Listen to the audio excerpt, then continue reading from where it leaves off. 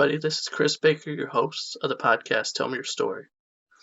Thank you for watching and listening.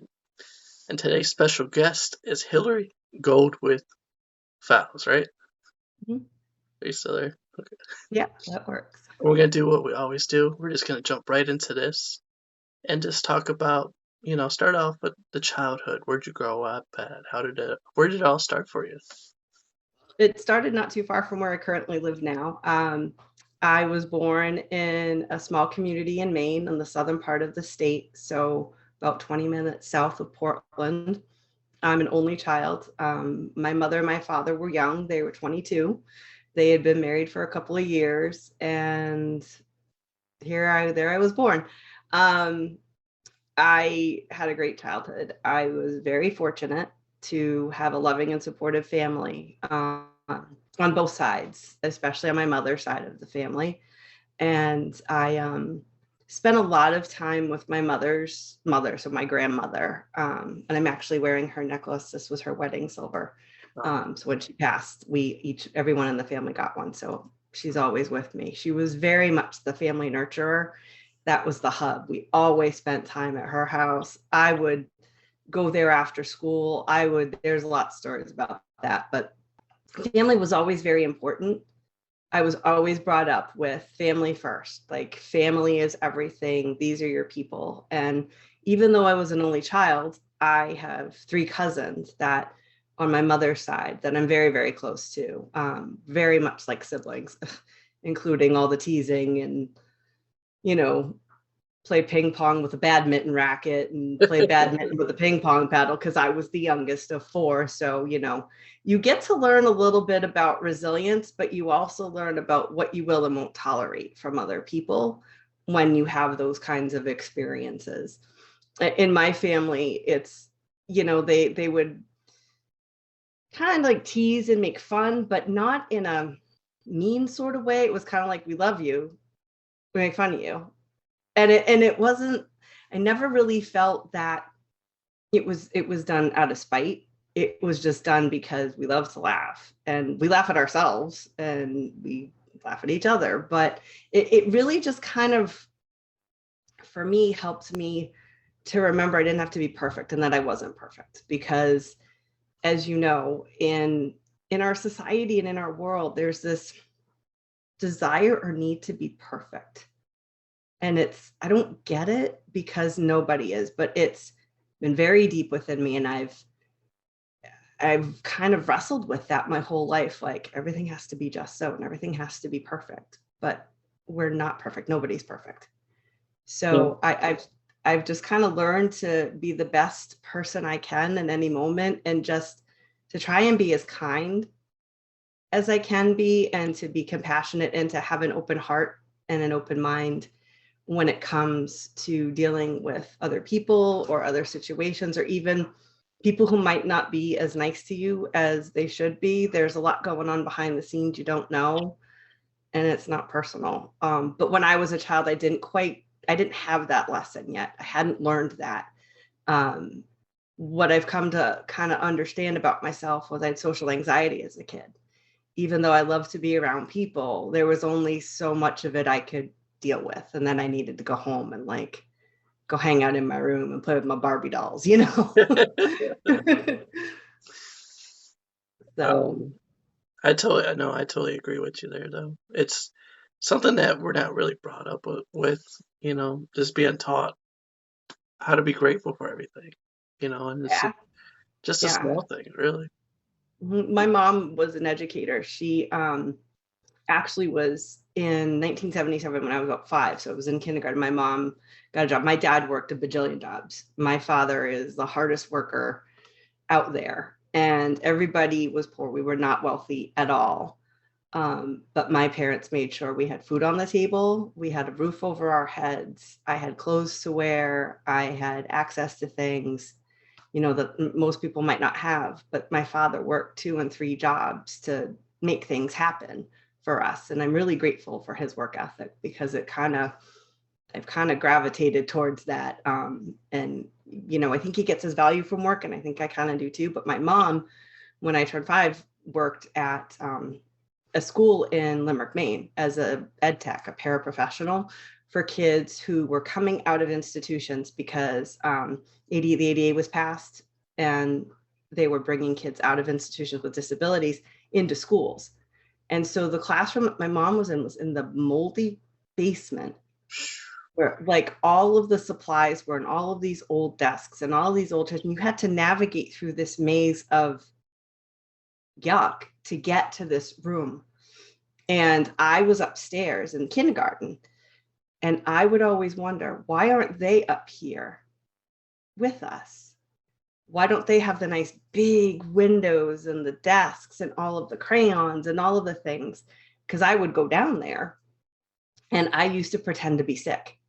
I would pretend that I had stomach aches and I felt nauseous, and I would say that I missed my mom, and I didn't. I wanted to go and be in her room because the kids that she was with were amazing. And I always felt they deserved to be with us. And I never understood why they didn't. And it was, because in that back then in the 70s, like Judy Heumann, who was amazing activist, that led to all of these things that are happening in the 70s with the disability rights community, it was about honoring them and their humanity. And I have these wonderful memories of taking my work down there and going and sitting with them, and sitting with, kids that she had age ranges from my age at the time, which was 5 to like 17, which was, nowadays that just doesn't happen. That's not legal. But back then they didn't really know what to do because policy had changed for the better, but the supports in place were just becoming known. They were just becoming there. And what I learned from my mom in that was just to treat people with dignity and respect, but also with some humor and some love. So that really sticks with me and has kind of influenced my career path and where I was in life, and kind of the people that I would gravitate towards and the people I would want to include, and just always recognized early on that there were certain people that belonged and certain people that didn't. And I never, even to this day, I don't get it. I don't get that at all. Yeah. I do, but I don't agree with it because there are isms behind it. And I just think we're all human beings. That's our common thread, right? Preach it. And so if we can look at each other, human being to human being, I don't have to necessarily you don't have to be my best friend, but we have something in common where our common thread is our humanity. Yes. And I can look at you and say, I see you and I honor you and wish you well and send love and gratitude in my heart to you. But, we don't have to agree. We don't have to necessarily like each other or be BFFs, but you need to know you belong. Amen. And that for me was something that I think I tried to do very early on as a kid, because I always kind of felt like I didn't myself, because I saw things so differently than all the other kids did. I was just kind of, I was the kid that would get the work done before everybody else did, and would be like sitting under a tree reading a book kind of thing, my Barbie dolls. I want to jump in here real quick. It's so being that your mom was helping out, the kids and stuff, do you think that was a big influence for you that helped you see it more clear? Absolutely. I tend to think that her experiences in working with the disability community, both in school and then in, in homes, independent living homes that were supervised, for kids, for adults, adult care and adult living. Back then they called them group homes, which it's, they're homes. And my mom would always talk about the dignity of, the people that she was serving, and that you don't put, a Minnie Mouse shirt on, someone who's 55. You need to ask them their preferences and what they would like, and take them shopping and actually buy them things that they want to have. And, showers and shaving and grooming and dressing, and just affirming their humanity in the way that made sense for them. And that always stuck with me. And they were very much a part of our family. There were barbecues, there were events, and they were always a part of those experiences. So I've always been around it, and I've always loved it. And I feel that my life, and this might sound selfish, my life is so much more enhanced when I'm around the variability of people. And in Maine, there's not a lot of diversity. The only diversity I really had growing up was disability. So that I think does speak to where I wound up, in my career and in my life. And just For really sure. how awesome it is, though. Just to be able to, at a young age, to have your eyes open to seeing the world differently, seeing it more beautiful. We have to. There's too much stuff that's not. And that, I hope that changes someday, but that's also variability.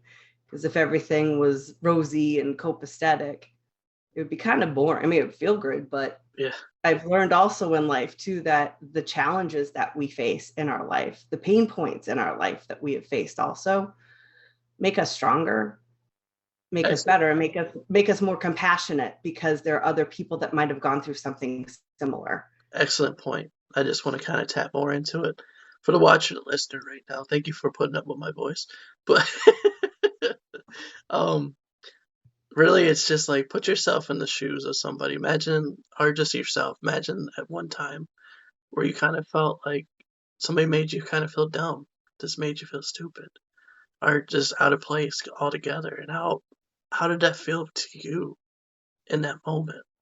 Just think about that's what she's talking about. Just including everybody, making everybody feel no different from anybody else. And to be able to do it at a young age is it's really beautiful. Really, really beautiful just to help them understand that they're not alone. They're not alone.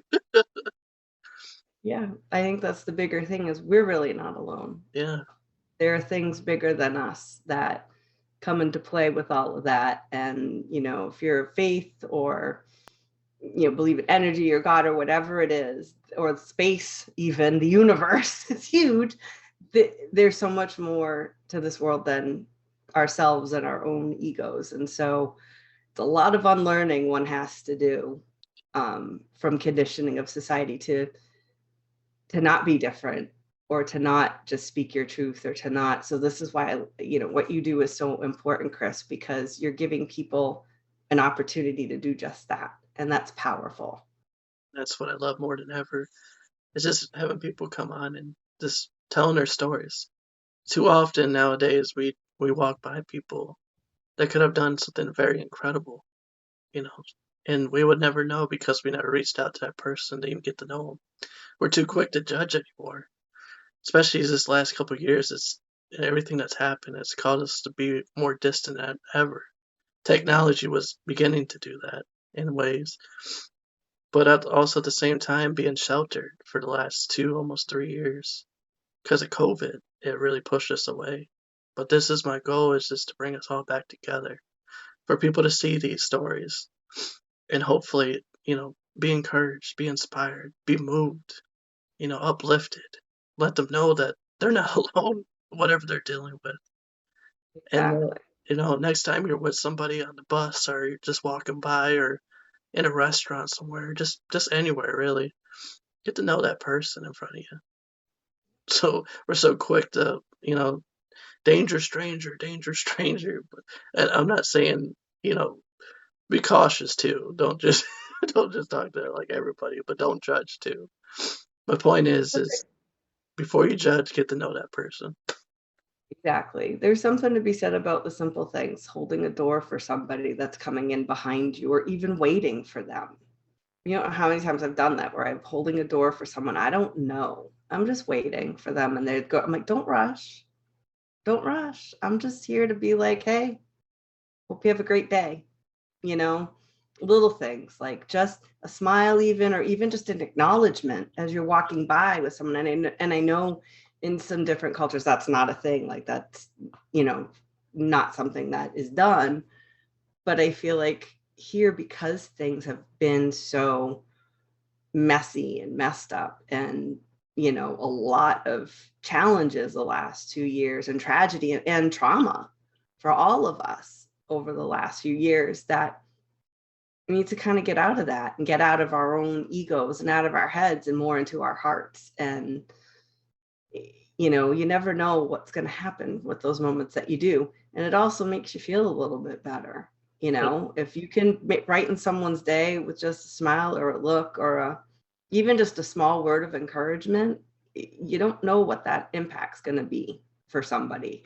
And that's the same thing with teaching.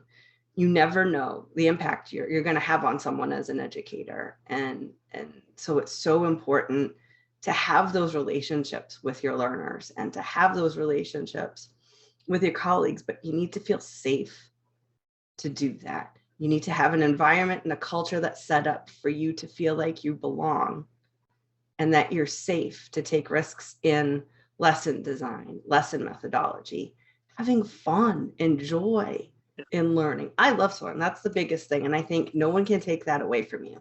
That is the one thing no one can take away from you is learning, because information is everywhere. And we can form those relationships and make learning personal, accessible, and fun, and support people even when it's hard or challenging. And yeah, too often we paint it as learning's boring. Learning's not fun.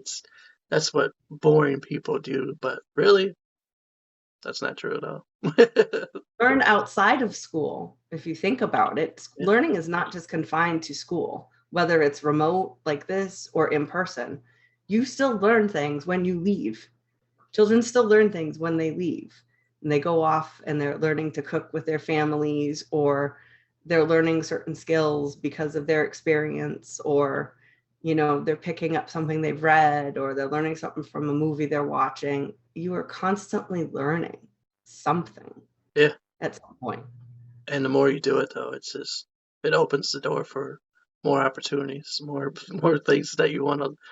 Once you figure out how easy it is to learn stuff and how to pick up stuff, it's just wow. Yep. Once you keep going with the cycle, man, you're unstoppable. And that's the thing. Nothing is impossible. You could do anything you put your mind to. Especially when you have the right supports in Oh, place and you have the right people around you and you have the barriers, removed for you in order to do that and thrive. Because some people have to put more effort in and have to do more, workarounds to get to a place where somebody like myself might not have to. And so I always wonder, like, well, why is that even happening? And some of it's systemic, and some of it's because of racism or ableism or sexism or any of those isms, or capitalism, or economics, like socioeconomic status, and that you have to work 5 times as harder as somebody that doesn't have those barriers in place. And I just think that's wrong. Instead of going, well, just put yourself up by your bootstraps over here, how about you put a hand up, put a rope out, or share and say, here, I got you, and I want you to feel empowered and successful and be happy and thriving. And my husband and I talk about this a lot. We spend a lot of time talking at night. It's one of our things.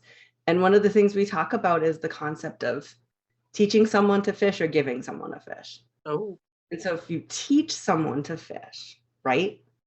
And you teach them to fish and they can catch the fish and they're resourceful and knowledgeable. And I think about universal design for learning for this, because it's about, building learners, building expert learners. So if you teach someone to fish, they're becoming an expert learner in fishing and the different types of fish. And if you give them the skills and the strategies and supports, maybe it's a different rod, maybe it's a different worm, maybe it's a different hook, maybe it's a different environment, whatever it is, so that maybe it's a different boat so that they can be successful, whatever it is.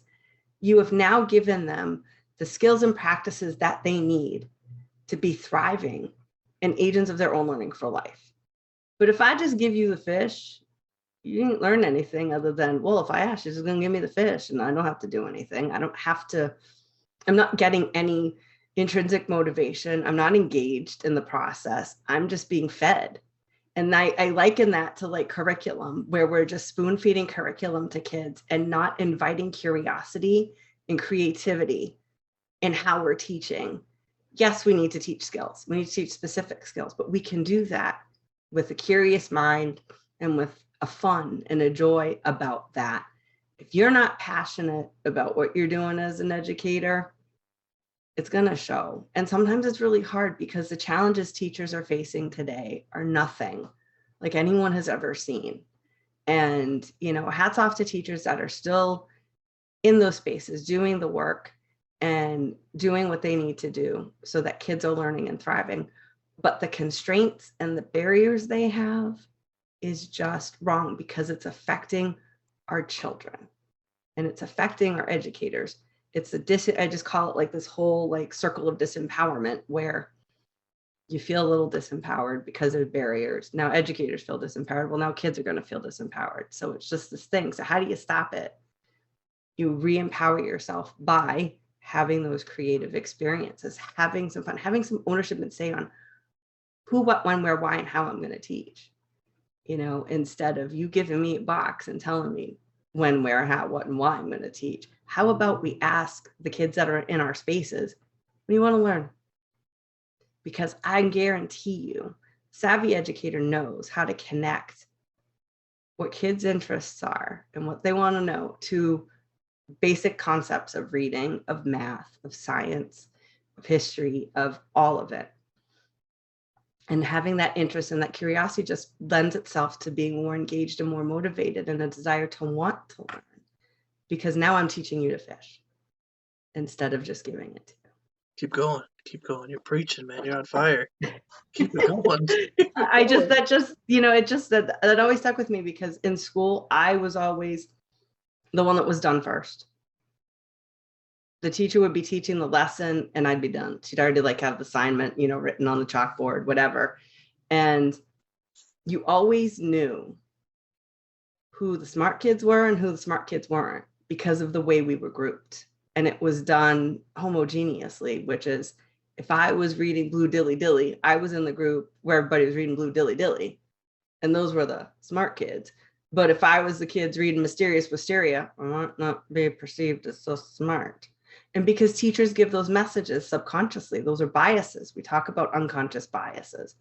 And there are biases behind that aren't fair. They just need more support. It isn't that they're not smart. It's just different. But what if you had given them an audiobook or a book that's, you know, on a computer with text to speech? And I know in the 80s you couldn't realize books on tape. But what if you had done that and had the book in front of them? What would have happened? What supports to help with comprehension are there that weren't there before? You know, and so I always was kind of curious about why that was and why there these differences and why I love to learn, but there are kids that really did not. They didn't like it at all because they were told that they were not worthy or not enough. And those are negative messages that they stick with you. They stick with you. I had wonderful teachers, but I had some not wonderful teachers. My third grade teacher was not wonderful at all, to the point where I was on anxiety medication. Really? And it was very, very traumatic. Yep. Wow. Yep. But I had people that were other adults that were very supportive, safe places I could go. Can you kind of describe like what she did to you that caused this to give you anxiety? What was it? Oh, well, I was always, as I said, the first one done. And I was quick and I was not really challenged. And she was doing this really cool thing where it was more personalized learning. So you had a grid with your assignments and your subjects. Well, I finished a year's worth of work by December. Wow. And so there was nothing left for me to do. But apparently I had them all done. So, well, where's your, and she would say that I didn't hand things in, and I did. Because my mother would have the graded copies at home. Like, but I did hand it in, and she just didn't like me. For whatever reason, she just didn't like me. Sometimes teachers do that. I had a teacher in 8th grade that I adored her. She was so uplifting. She was so supportive. My friend at the time was struggling. Her parents had gotten, it was bad, but she would let me take her into, they had this like little side room. She's like, why don't you two go in the room and kind of study together? And because she knew that she needed additional support, and we would just kind of like talk and process. But one of my other friends, she was absolutely horrible to, and said things to her face that she was stupid and that she wasn't a good writer. And that's like, that stuff sticks with you, and that's damaging. It's not done in a way to make you excel or to do better. It's just mean.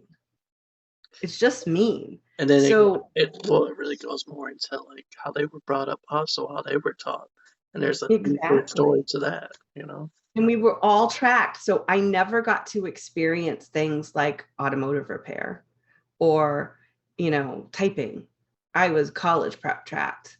No ifs, ands, or buts. And there was no asking me what my interests are or what I wanted to do. I was told, this is what you are doing because you are smart. But I would have loved to have gotten my hands dirty and fixed a car. Yeah. That's I'm a gearhead. I love cars and I love fast motorcycles and stuff. And I would have loved to have been fixing cars. My dad, that was stuff I used to do with my father.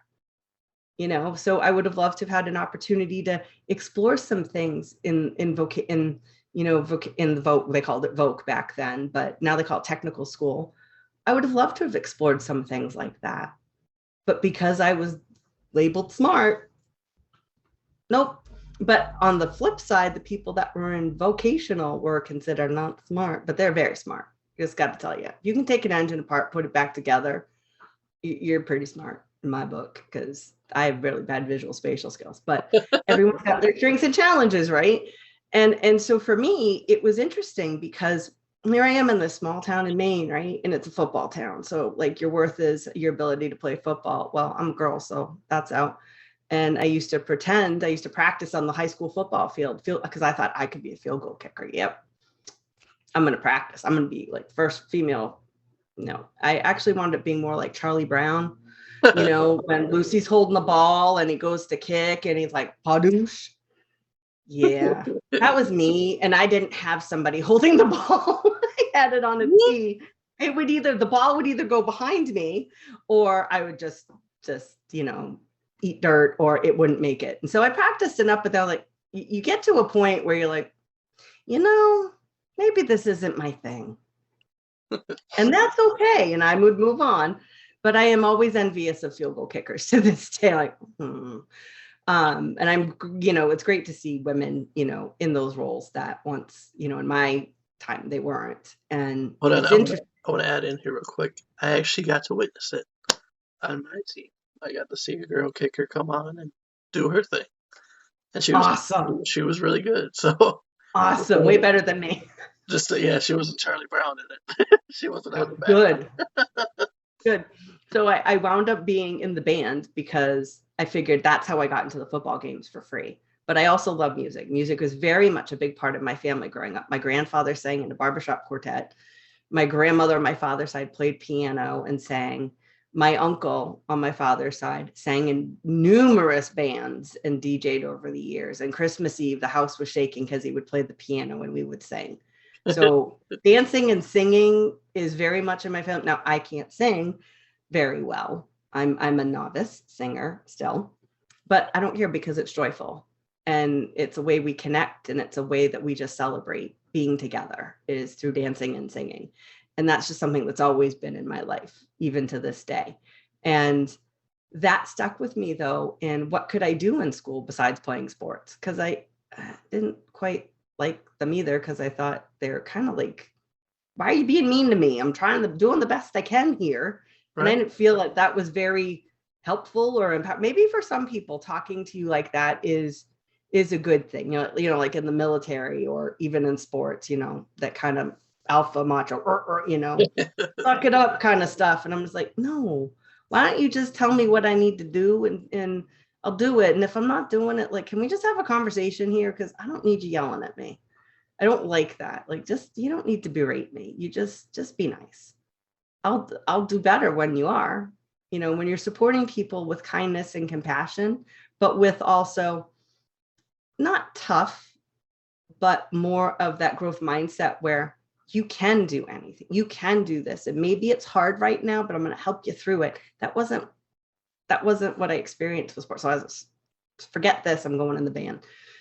And so I did. So I got into football games that way, but that was a great outlet for me. And it was a great sense of community. I have friends still from high school band that we are still really, really close, love them to death. And it was also a place too where kids with disabilities could go and be successful.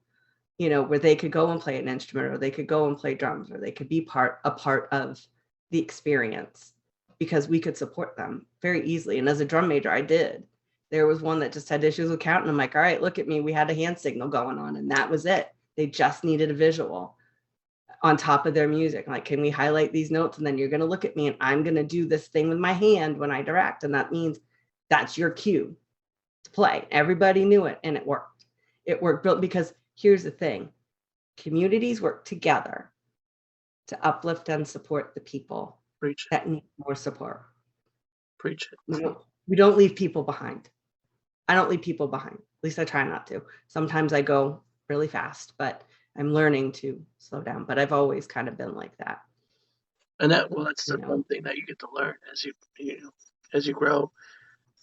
You learn that yelling at people is not going to do the trick. It's not going to help. A lot of people think that, well, if I yell at you, you'll understand it. But like you said, if you be kind to people and you talk to them as you want to talk to somebody else, yeah, they'll pick it up. They'll learn. I wonder sometimes too, when I was little, if I had like a sensory thing, because yelling like legitimately hurt my body inside and out, hurts my body to my core, like hurts. And my mom was a yeller. But I realized my mom also loved me very, very much. And I think her yelling had really nothing to do with me. It had some things to do with my mother's own life experience and, having anger in her life that she hadn't dealt with. But, as she's gotten older and wiser, you learn. And, you learn that yelling isn't always the best way to go about it. And talking is probably more appropriate. Even the test signals, this is a test. It would send me under the table, ears closed, crying because it hurt. Like, it was so painful. And that was when I was really young, like 3 or 4. I kind of grew out of it, probably like 7 or 8. I kind of learned to deal with it, but those are things that nobody made me feel bad about it. It was just what I did. It wasn't like, oh, there she goes again. It was more, the test patterns coming on, turn the volume down. They knew, like, this is a test, and I'd run and they'd turn the volume down because they knew, like, it would just send me into like the smoke detectors. Even to this day, the smoke detectors in my house, oh, those hurt because they are so loud. They're so loud. It kind of sounds like my wife when she first moved to the city, because she was from a small town, and every time the first of the month comes around, the sirens come on, and they I guess they didn't do that in her town. So when they come on, she's like, what's going on? What's happening? I have to explain to her. I'm like, it's just the first of the month. They're just doing their test, just making sure. And then there's also times where we live by a quarry. So when their sirens go off and they're blowing stuff up, it freaks her out. One time she was out by herself going to the mall, and she heard it go off, and the big old explosion behind it, and it echoes. She started booking it. She started booking it to the bathroom, and everybody else is looking at her like, "What are you doing?" And she had no idea. When she told me like later on that day, I was just like, "Man, I don't know. I could only imagine." Like, what were you thinking? What's going on?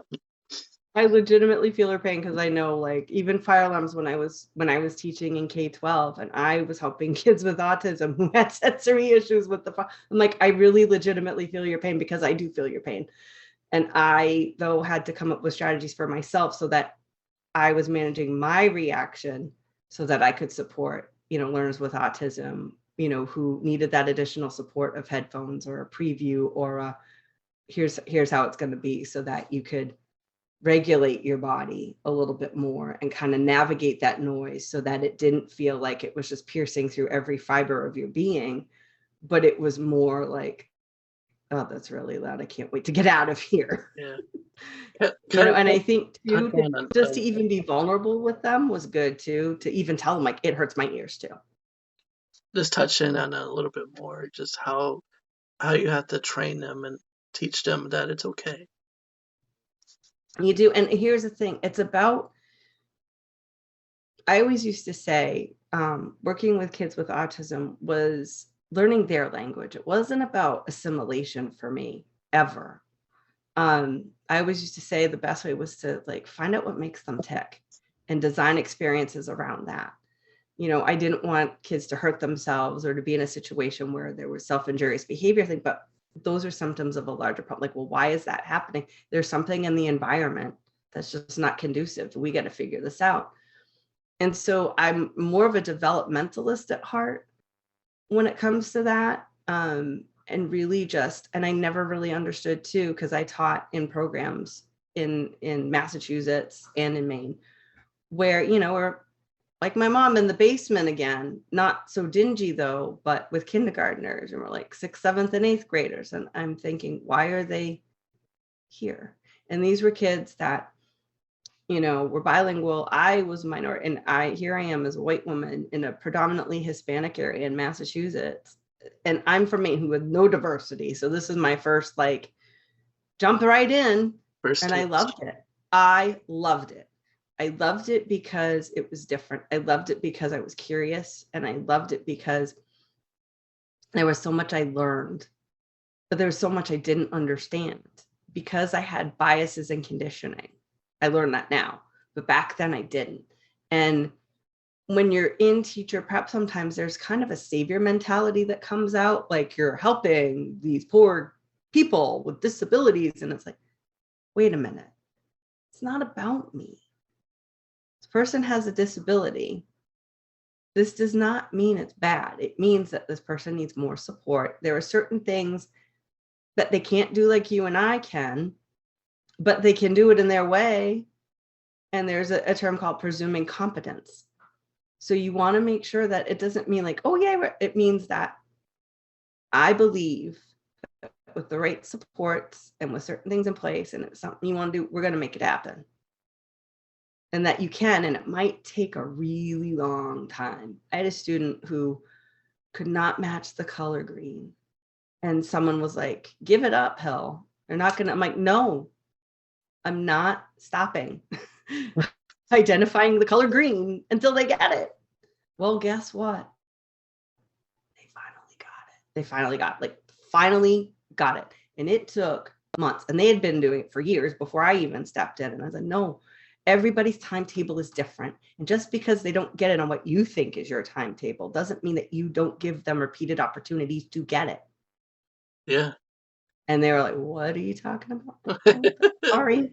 Our timetable. And people, it's interesting. I hadn't really thought about, because it never occurred to me. We're in the cafeteria. We would eat with the kids because we're practicing skills and socializing and being in, slightly noisy environments, that you might not be used to. We're not going to eat in the classroom by ourselves. We're part of the community. Out we go. But I'm going to make sure you're supported so that you're successful at that. And the assistant principal, one time, there was like the kids were in those grade levels were not there. That was like fighting. There was just like not good. The table where we were at, we're eating, we're talking, we're doing our thing like we always do every day, because we could filter that out because we were focusing on what we were doing. And the assistant principal said, your table's the best behaved table in this whole cafeteria. And I said, and you're surprised why? Can you tell me why that surprises you? Because some of my kids don't speak. They speak with symbols, or they speak with signs, or they speak Spanish or broken English and Spanish, or a combination of all three, or their own language that you decipher and you figure out what they're saying because that's how they speak. And that used to just grind my gears. And I said, well, why don't you come visit us sometime and read us a book? You can really see what goes on down here because we are part of the community. And that was a big, and then you find the people that you can conspire with to kind of move the needle forward a little bit. I had a first grade teacher that I was doing a planting thing with my students. It was spring around this time of year. And she was a first grade teacher, and they were doing planting too. So I was sharing what we were doing and how it was going. And just, well, how did they? I'm like, it was great. She said, how about you bring your students in to my room and they teach my kids? And I said, game on. Game on. And it worked. And it was great because we had the right supports. We talked about goals. We talked about the what ifs. We had planned. We prepared, and we set everybody in her class and in my class up for success, so that they were the experts in the room. They were mentor. They were in essence mentors Yeah, I for first understand that. graders, which is very age appropriate for that particular segment. And other kids in that age segment would do that very same thing. And so How that's what it's awesome about. it is, though, just how inspiring that is. But it's, Just taking that in for a moment, just like, wow. presume competence, because they can. Just different. You just got to think outside this conception of what you think is capable. What are the possibilities? And we had parents who couldn't afford to take their kids to even like Wendy's or to a restaurant. They didn't go out in the community very much. We did, because we could walk. We were walking distance to a Wendy's. And I had gotten some money. I said, we're gonna try this. We're gonna do little like community outing. We're gonna walk. So number one, we're getting some exercise. Number two, it's lunchtime. Number three, we got some money, and we're gonna practice reading, taking order, eat, like we're practicing these skills because families wanted to be able to bring their kids to places. Yeah. And so we could practice. And so we had communication boards with the menu items, because they needed the symbols to see like chicken nuggets or whatever, and they could point to whatever the menu items were. And the manager at the time said, "Where'd you get that?" I said, "I made it." He said, "Can I have one?" I said, "Sure." I said, "Well, we have people who can't read the menu in English and can't read the menu even in Spanish that would benefit from these symbols." And it had the prices on it and everything. And I said, "Sure, I'll give you all of them. I'll laminate them." I said, "But on one condition." He said, "What?" I said, "Gift cards, please." So we can come back and practice. And at one point, I want to bring the parents, if they can come and take time. Some parents didn't work and some did. And so they took time. And then there were a couple of times, once a month, they would come and eat with us. And one parent was in tears and said, "I've never been able to go out and eat with my child, but I could today." And they didn't have to worry about paying for it. And I'm not saying like I'm not being a savior when I'm saying this. What I'm saying is giving an opportunity to show the possibilities. I just have a question for you. How were you feeling in that moment? Was it an incredible feeling just being able to accomplish that, or you're just kind of like, this should be normal? It should be normal. I felt good, but it wasn't about me. It was about an experience and an opportunity for kids with significant disabilities to be a part of this world and not hidden in a closet or in a basement or in an institution somewhere. They're part of this community and they belong, and we support them in that end of like full stop. That's what it was about for me, and it still is to this day. And really just pushing that forward, just knowing that nobody's different. Nobody's different. Everybody should be treated the same.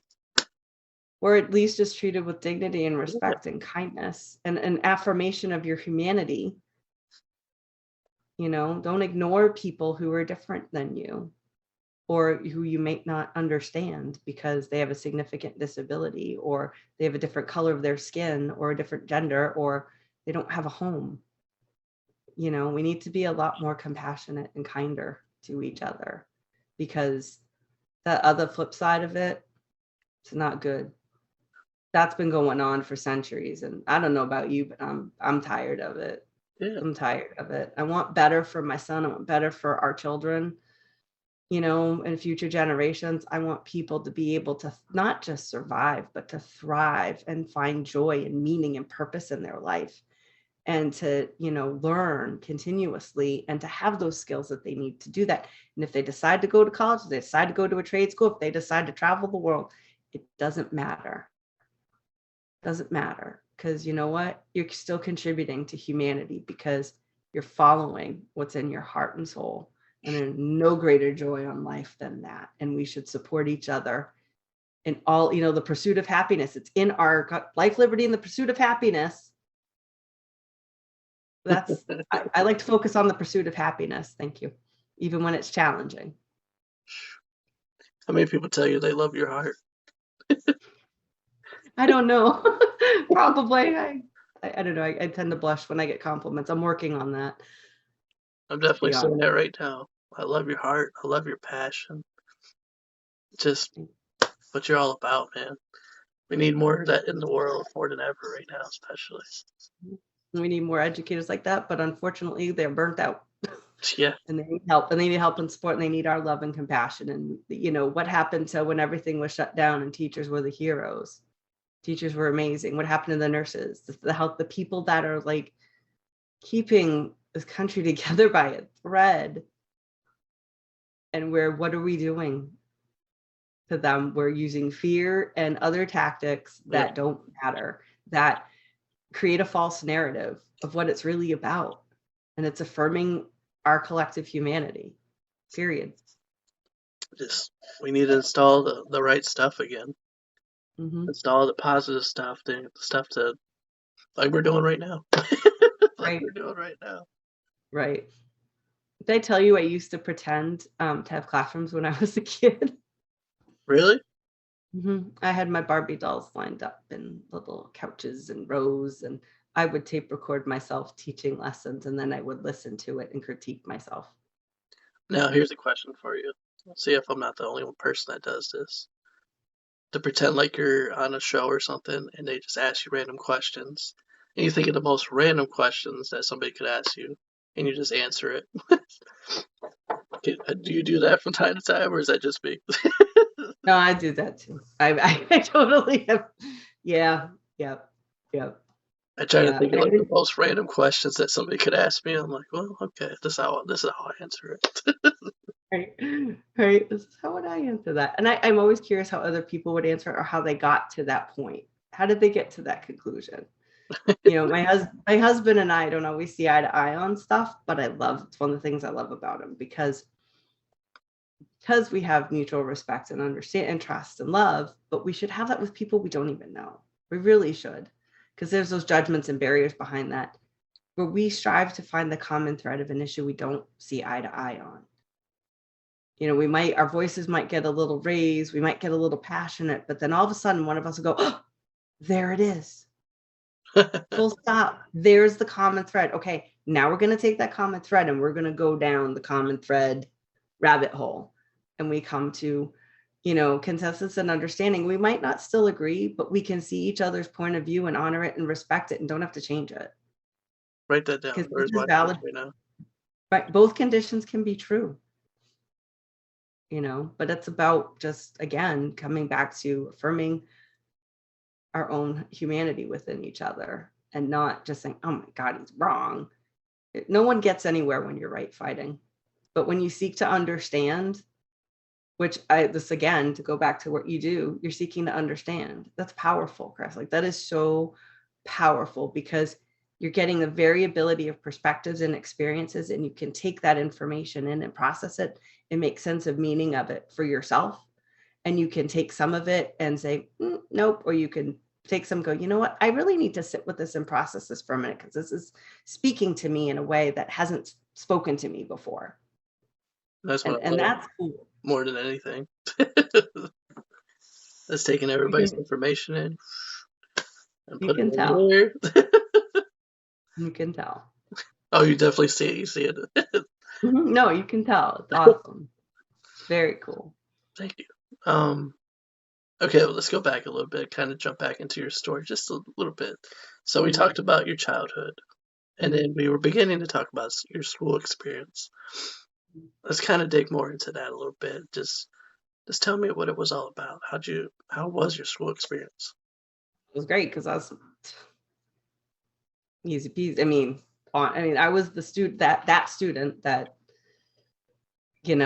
got a lot of hundreds and didn't really fail, didn't struggle a whole lot in high school. I didn't study until college, till my late sophomore year of college. It was sociology, and the professor was tough Oh, I bet. and gave a lot of information, like a lot of information, and never told you exactly what the test was going to be on.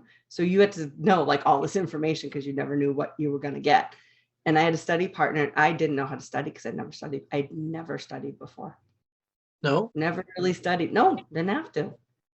Didn't have to. I could go in cold and just bloop, and they'd be like, "Oh, you got a 98. Oh, bummer." And I also used to be really hard on myself too, because there's the perfectionism complex, which I outgrew.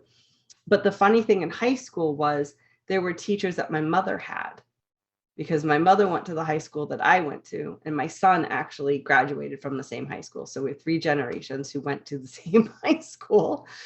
There were no teachers I had that he would have back then, but my geometry teacher, I loved Mr. Curtis. He is an amazing human being. And what he didn't know was that I would ask to go to the bathroom because I'd get bored. My grandfather had just passed away and my grandmother was lonely. So I would call on the payphone, which was next to the bathroom. So I did go to the bathroom, but I went to the payphone and I called my grandmother. "What are you doing today?" "Nothing. Would you like some company?" "I'll come get you at noon." "Okay." Then she'd say, "Do you have any tests or quizzes?" "Nope." And I'd go back up to math, and all of a sudden the intercom, "Excuse me, Mr. Curtis, would you please let Hillary know she's being dismissed at noon? Her grandmother's coming to pick her up for her appointment."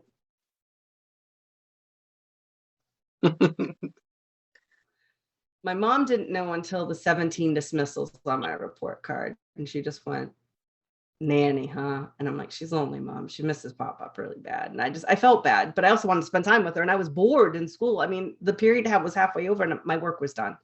So parent conferences happened, and I had told him, "You had my mother in school. What's her maiden name?" And I gave my mother's maiden name, and he said, "My aunt's name." And I said, "That's my aunt." And then his face. What? And he said, "My mother's name is your mother?" And I said, "Yeah." He goes, "Oh, that can't be.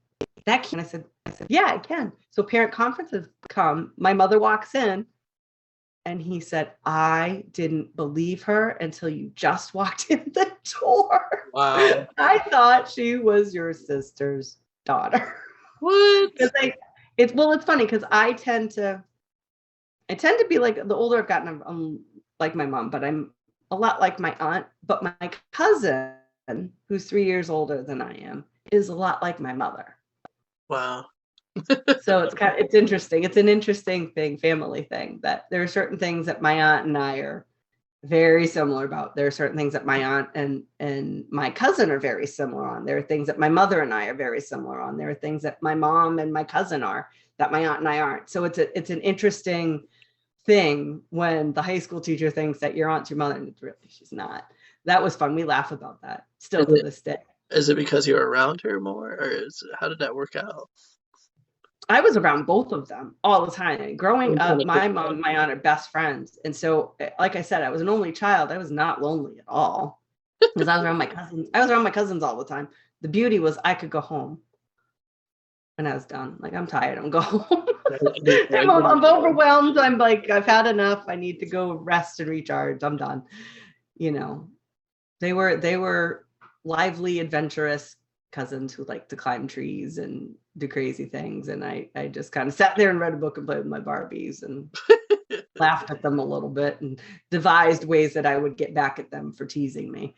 So we always had things that we did. And then we did silly things. They would say, like, just go off and play, go make a play. And so we would make these skits and then perform them behind the couch. You know the book Salem's Lot by Stephen King? Yes. Great book. All right. Can't believe I'm telling you this, but I'm going to because it's funny. Back then, my cousins had the Muppet puppets, Kermit the Frog, Fozzie Bear, and Miss Piggy. They each had one. I was a little envious of that. I didn't have a Muppet puppet. There was no Muppet puppet for Hillary. I had to use my uncle's holy sock that we put a Sharpie with some eyes on and some ketchup for blood and little paper teeth for fangs. And we did a rendition of Salem's Lot called Salem's Frog. And we put a sheet over the couch. We had everything. And my claim to fame was I was the sock that went after Kermit. We had storyboards. We had scenes, you name it. We and my parents, oh my God, they would go upstairs and come down in 20 minutes with a skit for us, and we would have to entertain them. I could imagine, man. It sounds entertaining. The It was Muppets fun. and a sock, a holy Oh sock yeah. after somebody. Yeah. And they tried to make me feel, but see, my cousins are funny. They would tease you one, but at the same trying to make you feel better. It's okay, you're the most important role. Like I'm a sock. Here's a sock. Get a I wanted mop. to be Miss Piggy. But it's all good. I had my own room. So. When you think back to those times, does it feel like a movie anymore? Oh, it could actually. My mom did make movies Did she? of my aunts. Oh yes, my mom. If YouTube was around when my mom in her heyday, my mom would be a gajillionaire because her videos were ahead of the time and they were hilarious. When my aunt turned 40, I played my aunt and my cousin played my mother. Wow. And we were in my grandmother's house and we filmed, and my cousin played my uncle, and we had the neighbors in my grandmother's neighborhood involved, and all these people for her birthday. It was called This Is Your Life. And I had to reenact things from my cousin, and I had to reenact things from their childhood. And my mom would just give us a little tiny bit of the story. And she said it was freaky because we just naturally, she said, it was like going back, like it happened. What we did was like how they interacted. It's just natural. But it was fun. It was fun. We had a lot of fun. When my mom turned 50, we made a movie for her. And my mom's done a lot of anniversary movies. It was fun doing that stuff. I mean, my childhood, when I reflect back on it, was a lot of fun and a lot of love. And my mom had told my father early on in their marriage, she said, I refuse to bring up a family in a home that doesn't have any laughter in it. I refuse. And I'm glad she did that, because it totally shaped me, like to have joy and fun and things. And I can be serious, and we can be prone to anxiety and seasonal depression from time to time, but at the heart of it, I always look for the bright spots. I look for the fun in it. And You definitely had that Canadian in you. yeah, my mom and I, one time, we used to like to scare we always used to like scare each other. My mom would have like laundry and I'd jump out behind a door and she'd like, and my father and I would laugh. And then my mother and I, one time, we had fireflies. Have you ever seen fireflies like at night? Yes. Well, as a kid in our yard, they were filled. The yard was full. It was like its own light show every night. It was amazing. Well, one night we decided to catch some. My dad was taking a shower. Oh no. We thought he would love to have a shower by firefly nightlight. I don't know why I thought this was a good idea, but I went along with it. I thought it'd be great. So we caught some fireflies, and my mom and I go in the bathroom, turn the lights on, and go,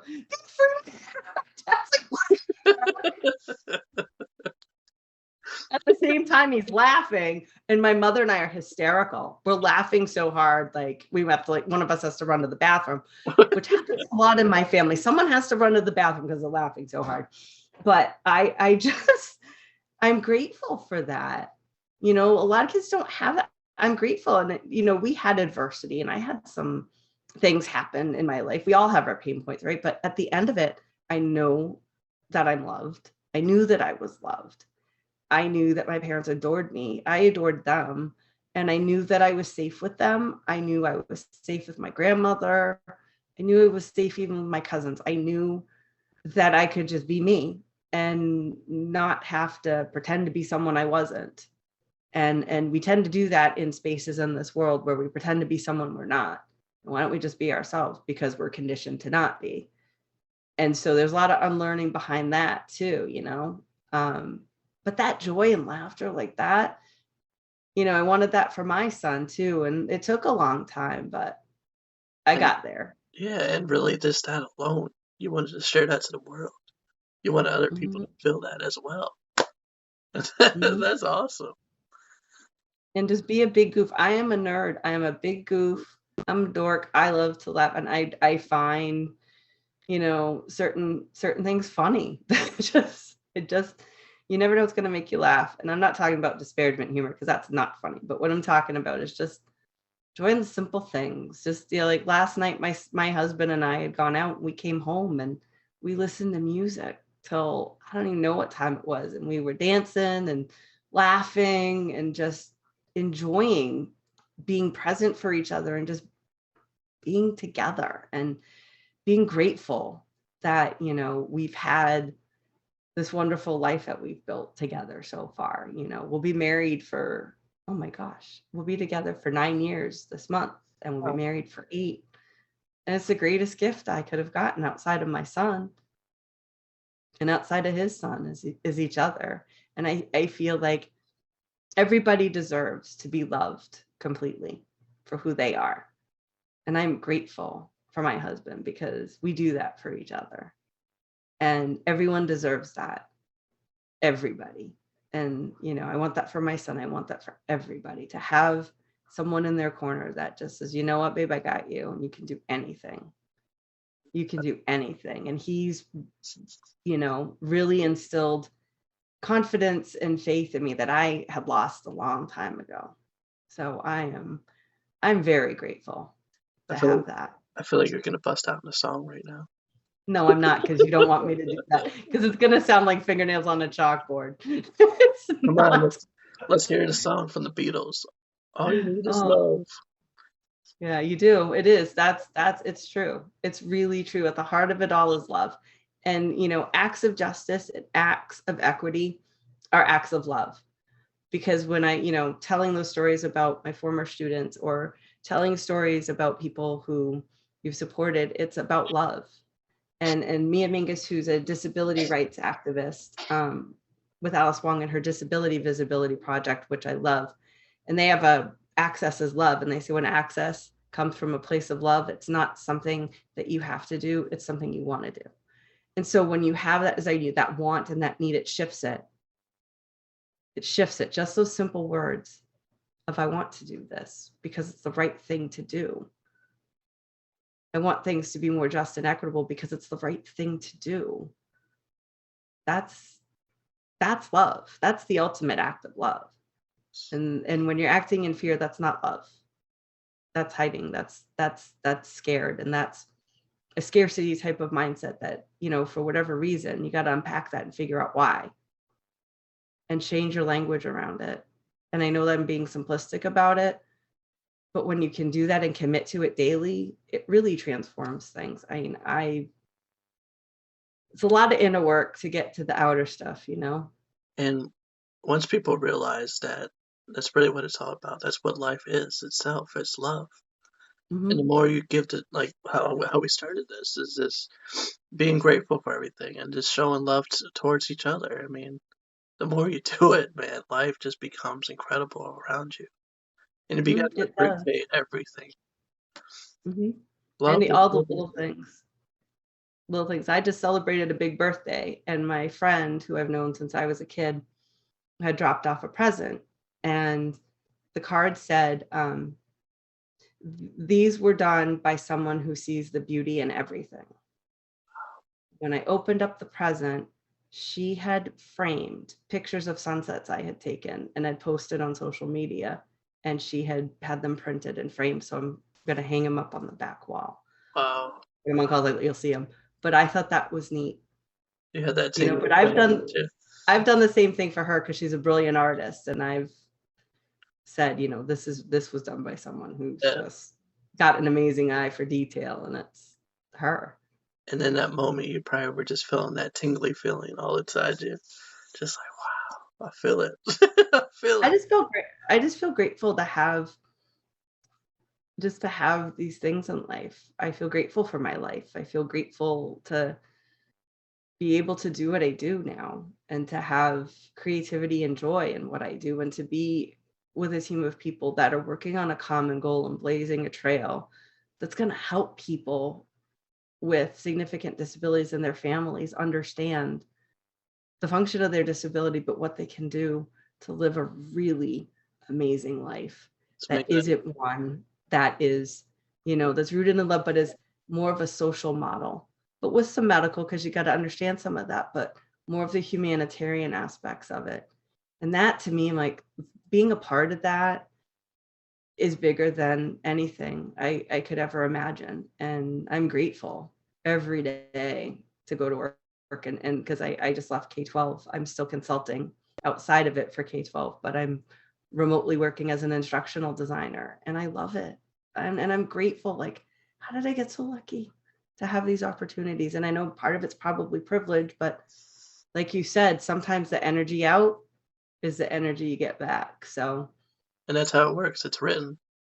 and it's hard sometimes too if you're dealing with people who struggle with mental health and mental illness or post-traumatic stress, which is real. Not just soldiers do it. People every day are struggling with things we don't talk about and we don't feel comfortable talking about because you're weak if you talk about it, which I think is a load of, Yeah. you know, Yeah.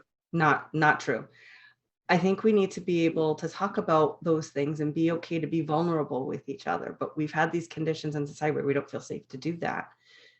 And I've done that because I've had my own trauma and triggers. And instead of feeling guilty or ashamed, which I have, I've just apologized and affirmed to try and do better, because I know what it's like to feel really awful or to not feel, like you belong or you're important in some way, or if you've been abused at all, or if you've been victimized at all, it's not your fault. And it's learning to love yourself, but also learning that you can change your response when you get the right therapy and the right support. So there are people, in communities all over. I'm privileged. I have access to healthcare. I have access to things that I can get and I need. But there are people in this country that don't, that need help and need our services and need our kindness and love. And that is what troubles me. But I have hope that the more we have these types of conversations, that there are more people that will come into positions of power and turn them to positions of honor and empower and really make a difference. And instead of it just being stuff on paper, life, liberty, and the pursuit of happiness, it actually happens for everybody. I'm gonna speechless. And really, you are making the difference. You and others are making the change in the world that so needs to happen, and you're starting to see it unfold. What was it Gandhi said? Be the change you wish to see in the world. Yep. It starts with us. We have to change ourselves, and complaining does only so much. Venting feels good in the moment, but really it's okay, what can I do? And And sometimes you can't. The only thing you have control over is how you respond to yep, things. to make the change, you have to start it yourself. You have to make the change. It only takes one person. Right. Right. Right. For sure. For sure. We have to step back just a little bit and kind of go into how you got into your career. I can already tell, from your mom and just being around Yeah. it. But Well, it was funny. I thought I was going to be a lawyer. I went to school at UMass Amherst, which I loved UMass Amherst. That was a really great school. It was like being close enough to being home, but being far enough away. I had spent a year in Florida my freshman year, which I had a little too much sun and a lot of fun. And I needed to come home. Like, this probably isn't a good environment for me to be learning and growing. It's not in the way that I need to. So I went to UMass Amherst and I was a pre-law, legal studies. It was kind of pre-law. And I took legal research and writing. And the professor had said, if you're going to be a lawyer, this is what you're going to be doing all the time. Stuck in the law library, writing really dry. And you had to write in this certain formulaic way. And I'm creative. I don't want to write like that. I understood it. I just didn't want to do it. It wasn't interesting. I didn't want to be stuck in a library all day. And I said, really? This is really, I'm like, are you kidding? Are you trying to scare people? He goes, no, I'm being 100% honest. This is exactly what you've been doing. And I just went, okay, thanks. And I'm like, nope. oh, so you mean I'm not going to be like Susan Day in LA Law arguing? Oh man. So and that was my junior year. So it was like, oh no, now what am I going to do? And I just said, I'll figure it out. They have job fairs. Something will happen. I'll figure it out.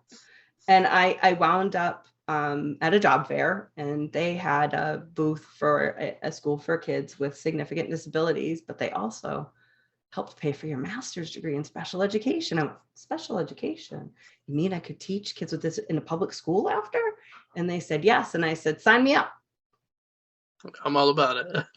So I did. And I got my master's, spent 3 years there. And then off I went and taught and Massachusetts and then moved back home in 2004, back to Maine, because I just wanted something smaller and simpler and quieter. It was getting a little congested where we were living, and I just wasn't feeling it. And I wanted to come home, and my family supports were here, and I wanted to be home.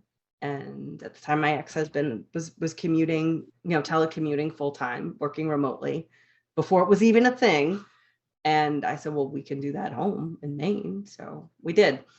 And I wound up actually leaving the classroom because I was becoming more of a manager and less of a teacher and less of a creative and less of a, having fun with the kids and learning a lot. That I was like, no, this is not what I want to do. And I just felt like I'd done all I could in that role. And so I got out, and eventually in 2009, there was a posting for an assistive technology specialist. And I went, what's that? I think I could do this. And I applied and I got the job. It was a 2-year contract. I just left in December after 12 years. Wow. And I loved it. There were a lot of things about it I loved, but there were a lot of things about it.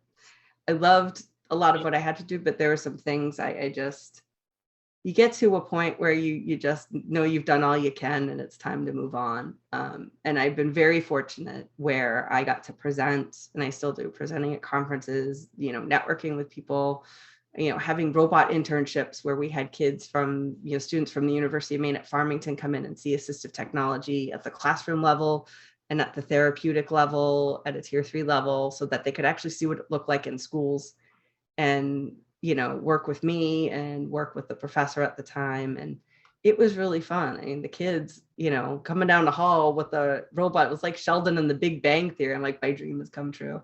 I'm so excited because I was like, I want to do that. And a few years later, here I am. But I also wanted to work from home. I wanted something quieter. I wanted to have more control of my time. And I missed the creativity. And so this opportunity came to be an instructional designer. And I had to say yes. It was like, I have to.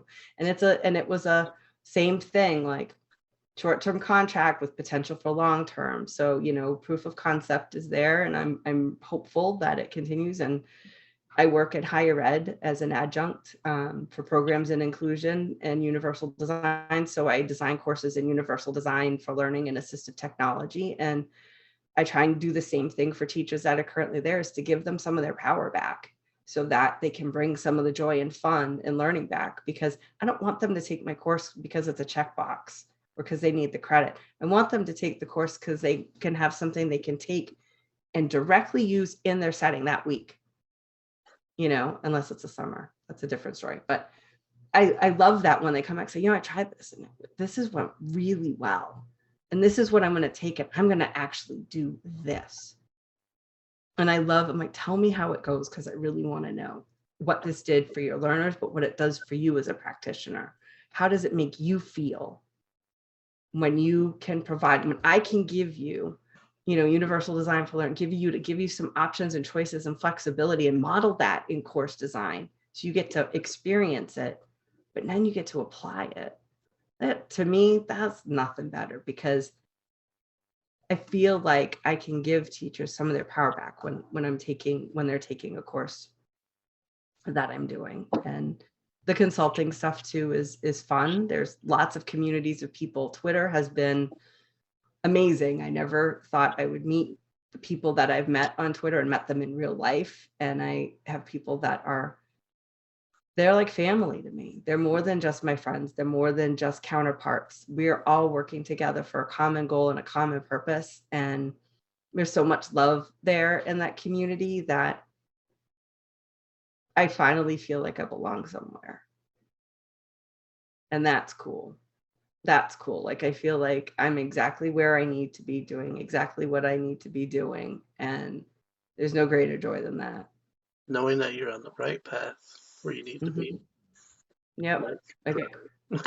Got to get quiet and listen. But I feel like, God or whatever puts obstacles up to teach you a lesson, or gives you opportunities to see you thrive and shine. And I just, like I said, I'm grateful. My heart is so full, because there are amazing people on Twitter that do amazing things. And without that community, I don't think I would have that depth of gratitude that I have because of the variability of the people and the diversity of the people that I'm connected with. And that to me is just amazing. Like I just look and go, I am so grateful. And of course, coming off of 2 years of not seeing people, and now you're starting to see people, it has a whole different feel So and a yeah, whole different level of gratitude.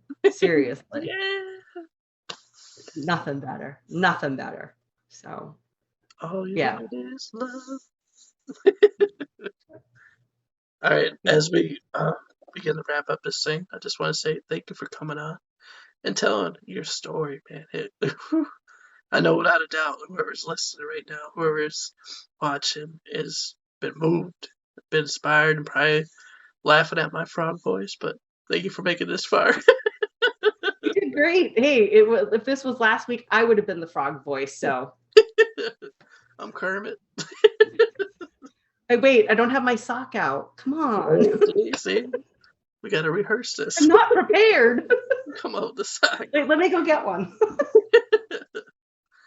But all right, as we wrap this thing up, let's talk about the bonus questions. That I feel like I'm on The Price is Right now. the bonus questions, the 3 questions that people don't get asked all the time. But where do you like to travel? At all the places you ever been, what is your favorite?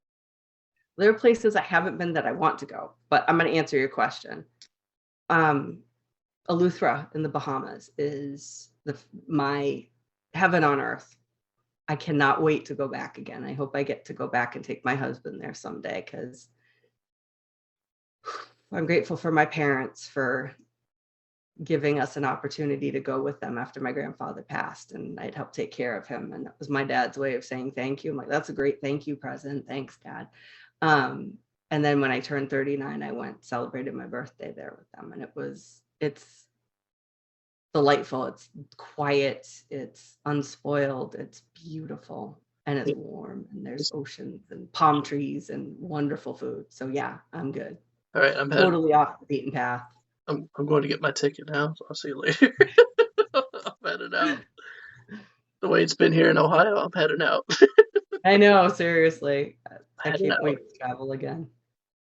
All right, second question. Where did you meet the love? Where'd you meet your husband? I love this story. So, April 19th, 2013 is when I met my husband. And I met him at a local sports bar down the road from my house. Ooh. And my teacher friends and I would go every Friday after work for happy hour. We'd listen to a little acoustic music, have some appetizers, have a drink or two, and then I go home. And at the time, I had just gone through a divorce, and I was living with my parents, and I was in the process of building what you see here. I wasn't doing it myself. I had some help, but the one of the bartenders there, it was her birthday, and she had said, Hillary, can you stay late? Because I would go and then go home and be with my son and my parents. And can you stay late? And I joked, I said, well, let me ask my parents if I can get permission to stay out late. This is my birthday. I want you to I want to spend time with you. Like, you come and you don't stay very long, and you need to stay out. And I was like, okay, whatever. And I, of course, said to my parents, well, so it's so-and-so's birthday. And they said, yeah, we'd really like to spend time with your son without you because we're the grandparents and we want to spend time with him. So off you go, have fun. So I went out and hanging out with my friends. We were just talking. And then my husband was there with some of his friends. And a mutual friend of ours, I think, kind of saw if those two would be cute together. I don't really know, but I think so. And one of them had walked up to me and said, hey, so-and-so lives around the corner from you. And I went, really? That's great. I'm going to have a neighbor. So I went to walk over and say, I hear we're going to be neighbors. And she said, yeah, have you met my friends? No. And so she introduced me, and my husband was the last one. And he had this funny reaction. Like, whoa, who are you? It made me laugh because no one's ever said that to me. Like, whoa, who are you? I'm like, I'm Hillary. Who are you? And we just wound up talking. And there's a place, like there's a burger place that sells like hot dogs. It's like a thing if you're here. Like, I don't know if you have them in Ohio. Like, if you've gone out or if you go somewhere or whatever, and there's like a burger joint or like a, like a food truck or something. We have one of those, but it's not a food. It used to be a food truck, but then they built a physical space. It's called Rapid Raise. It's yummy. And so we went and had a hot dog and chocolate milk and talked some more. And then he was like, "Can I have your number?" And we swapped phone numbers, and we're out very late talking, just talking, hanging out. And the next day he texted and asked me like out on a date, like a date, like dinner and a movie date. And a year to the day later, we got married. Wow. Which we were not going to get married because at the time he was like, "You ever want to get married again?" I said, "No." No. Said, "What about you?" And he said, "No." And I said, "You and I are going to get along just fine." And it was, I think the universe had another plan in mind. It's like, and oh, really? Yeah, we decided, and we'd been involved in a car accident in November of 2013. We got rear-ended by a U-Haul, and he had to have a fusion done in the front part of his neck, so he had to have 2 vertebrae fused. And at the time, he was in between health insurance, and I had made a joke about health insurance. He said, "Well, we should get married." I said, "Yes, you want to marry me for my health insurance." He said, "Well, no, that's not really the reason." And I said, "Wait a minute, what?" So I thought about it. We should get married. So that's funny. I thought about it too, but I didn't think. And then we just decided, like, that was after his surgery, and we just decided that we're going to do it on that day a year, like, because we know the date we met. So it's great to do it a year later. So we got married at my mother's house, because after I moved into this house, my parents moved into their new house, which was number 2 on my list of houses to buy. Interesting. And got married at their house, and my mother-in-law did the ceremony. So it was just immediate family, and our sons stood up for us. And then we had a reception after at my parents' house, and it was perfect. And I wore purple, and it was amazing. It was aside from the birth of my son, it was one of the happiest days of my life. Imagine. I got very lucky, and I looked at it as I got a second chance to do it right. Amen. And to deal and heal from, a very painful experience, but I learned a lot. I learned how strong I was. I learned how bad trauma and addiction can be, and how it devastates families, and how you got to do the work because your children are watching, and they deserve for you to be the best version of yourself. And again, I had the support of my parents through all of that. And, therapy does wonders for people, and it's important to do that work for yourself because you deserve it. And so if I can, model that for my son so that he has that with him and he's taking care of himself and other people, then cool. But yeah, that's how we met, and we'll be celebrating 9 years together on April 19th. Awesome. And the final question: dogs or cats? Oh, see, can't be either or because but I've had both. But I have 2 cats now. One thinks that they're a dog. Totally thinks he's a dog.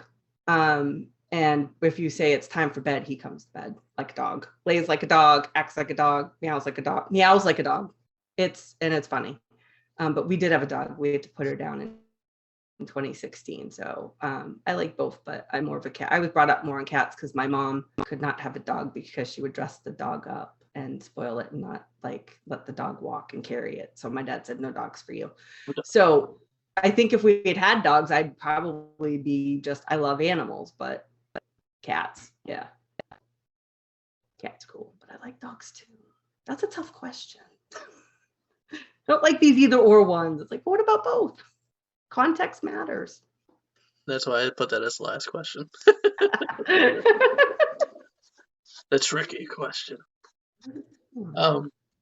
Okay, say somebody's out there right now, and they're seeking advice on they want to make the be the difference in the world.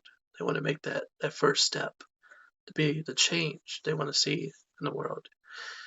What is your advice for that person? Wow. Find out what it is, um, do the internal work, and find a community of people who will support you and support the work to make that change, because you can't do it alone. You can't. You got to rely on other people. You might want to be strong and independent, and I can do this myself, but it's okay to be vulnerable and ask for help. And it's okay to do things in community with people. And it's okay to do things with people that might not see eye to eye with you, because it's a ripple effect.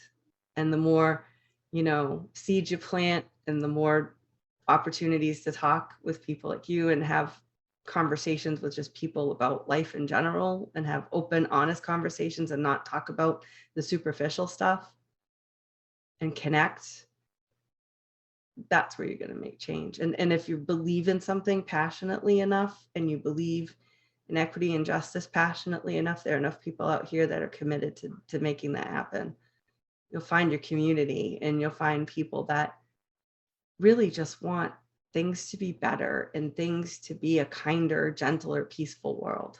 There's a lot more of us out here than you think. And you're Well, not alone. well said. Well said. Alrighty, that's it, folks. You heard the story of Hillary. She told you from the very beginning up until this point. She has plenty more to go. The journey is only beginning.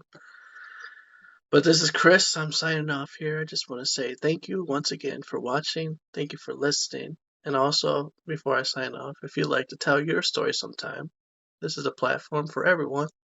So just feel free to message me sometime. And I promise you, well, I'll try to, that I won't have the Kermit voice every time. But this is Chris. Have a good night. Peace.